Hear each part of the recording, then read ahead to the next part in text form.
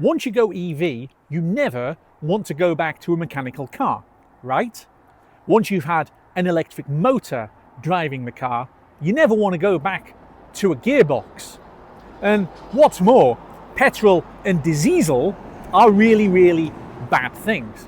I've said all of these things fairly recently whilst talking to you good people on YouTube. So I must be a big fat liar having just bought this.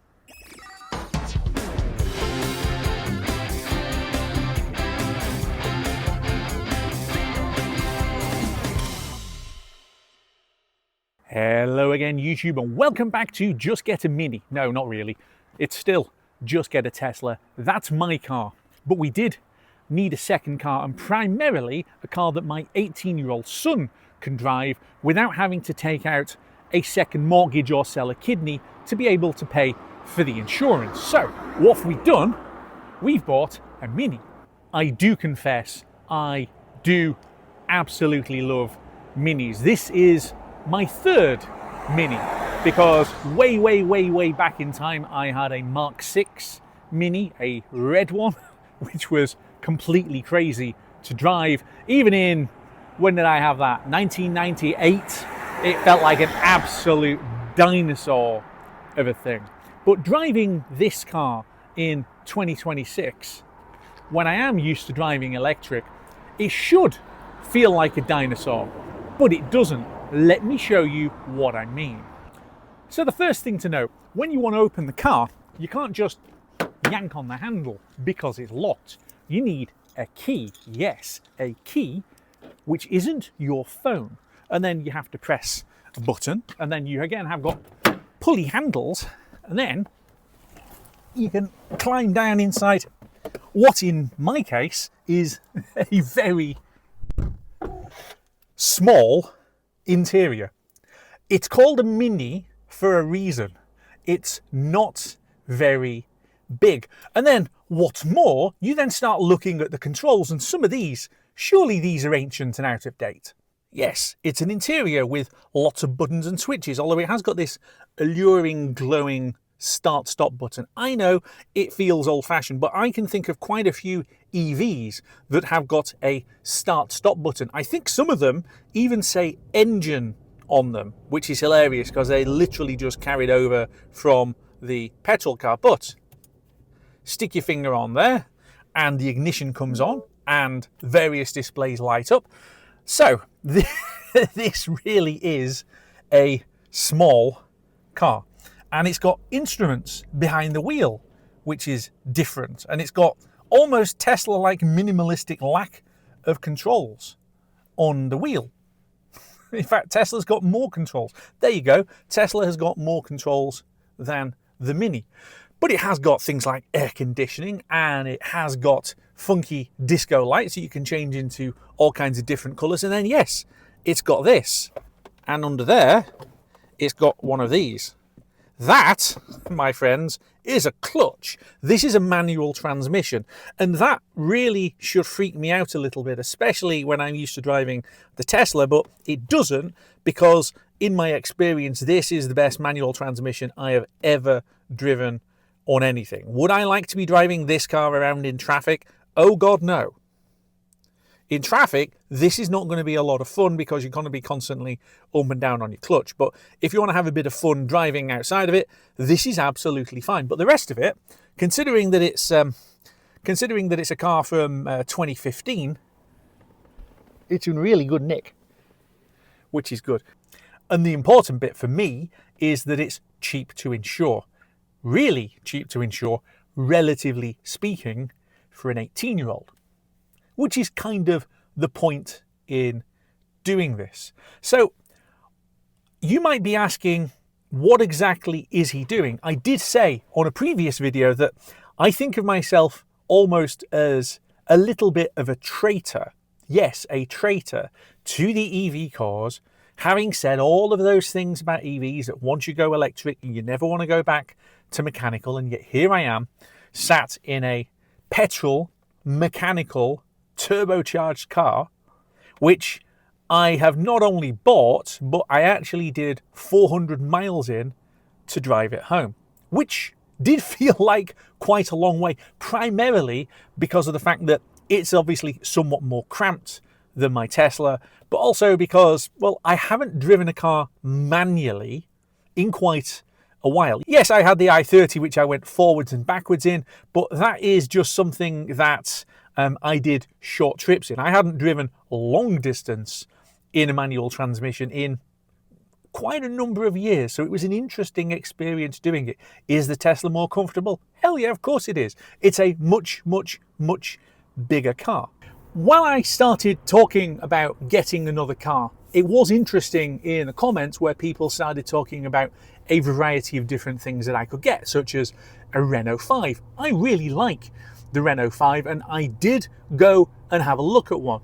But when you run the numbers, it just didn't make sense to go out there and buy a new car. And then from an insurance perspective, even a small, relatively cheap, low insurance group electric car is significantly more expensive to insure than an older petrol car. And this is kind of the point. This is not about being an absolutist. And I know that some people are, especially when it comes to EVs and definitely when it comes to Tesla. I'm running a YouTube channel called Just Get a Tesla. I'm still saying just get a Tesla rather than BYD or Polestar or Mercedes or whatever else EV that you might be looking to get. But I did a video a little while back where I said that not everything has to be an EV. And some of the comments were quite interesting. And yeah, the odd person did call me a traitor, which is why I decided to put that on the graphic when I was doing the thumbnail for the previous video. But I don't think of myself as a traitor at all. Not for the fact that I have bought a Mini, or for the fact that, how can I put this? I had a real fun time driving that Mini, okay? With a manual transmission. It's completely out of the dark ages. It's almost like going back in time. Does anyone remember before you had an automatic choke? So you had an actual choke lever that you had to pull out when the engine was cold and then you'd progressively push the thing back in again. It kind of feels like going back to something like that. It's that old-fashioned, having a manual gearbox. Now obviously I'm recording this in the UK where manual transmissions have been pretty much the standard forever, basically. Automatic transmission never took off here the way that it became dominant in, say, the US. So it's relatively straightforward to get a manual transmission on a used car. The vast majority are. And my 18-year-old, having passed his test, was pretty clear. I'd like a manual transmission. Changing gears is fun, Dad. Okay, let's go and have a look at one of those then. And yeah, I think it still has a place. And this is kind of the point. If Tesla had built a small car, no, it doesn't have to be mini sized, okay? I accept that. But had they built a small car, a hatchback, okay, golf sized, something like that, electric, not completely insanely fast, which makes the insurance group significantly cheaper. Most people, most of the time, do not need 0 to 60 in rip your face off. Okay, I've argued in the past that Tesla should make a family edition of something like this Model Y. Now, okay, so the standard, I argued, is probably them having a go at it because it strips a lot of the fripperies off and makes some of the other materials harder wearing. It's cheap materials, largely. But hey, let's dress it up and call it the family edition. But if you want a car that a younger person can drive, it's still got gonzo power and it's still insanely fast. It's, in short, not something that I would want to put my 18-year-old in, even though I know the car is safe. But having a car that's safe when you crash it is fine, but they're going to crash it if you're giving them the safe car that's still got 300 horsepower and goes like the brown stuff off a shovel. It's just completely unnecessary. And when I looked at it in the UK, the idea of trying to insure my 18-year-old on any Tesla just got literally laughed out of court by the insurance companies. I think the cheapest quote that I saw was £8,000 a year for insurance. No. We're not going to do that.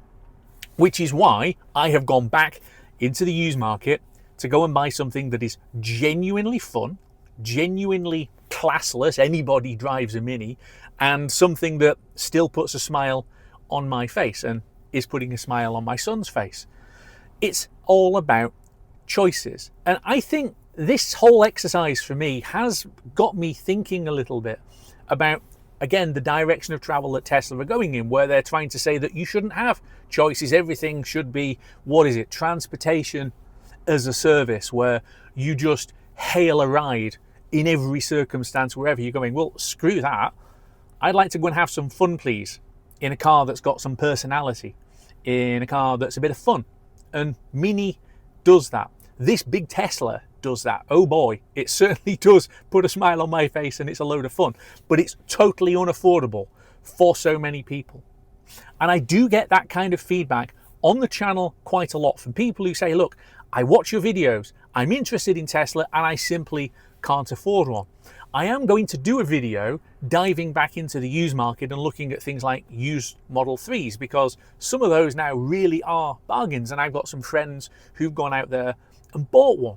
You can pick up a used Tesla for really good money these days. So there are choices out there. But if one of those 10 grand Teslas is still outside of your means, or insuring it is completely impossible to you, or any of the other factors why just get a Tesla isn't a goer, then there is no shame in buying what you can afford, in buying what you want, in buying what is fun for you. So I think that's where I'm going to leave this video. I'd be very interested in the comments. Look, I'm still committed to EVs. My primary car is only ever going to be an EV now. But do I still think that all the forms of transportation have a place? Yes, I do. Absolutely. It's the same with all of the people who want to go on the Harry Potter steam train every summer. Why are they going on that when there's a more modern train? Because it's fun. Because sometimes the older, nostalgia-led, older forms of transport are just more interesting than the modern ones. One going away thought. In a very near into the future video, we're going to talk about car tax, because there is something that absolutely blew my mind when I did the maths on the Mini, and you're just not going to believe it. So make sure you like and subscribe and hit the notification icon so that you know when my Tesla drivers get ripped off video comes out, and I will see you back here very soon on Just Get a Tesla.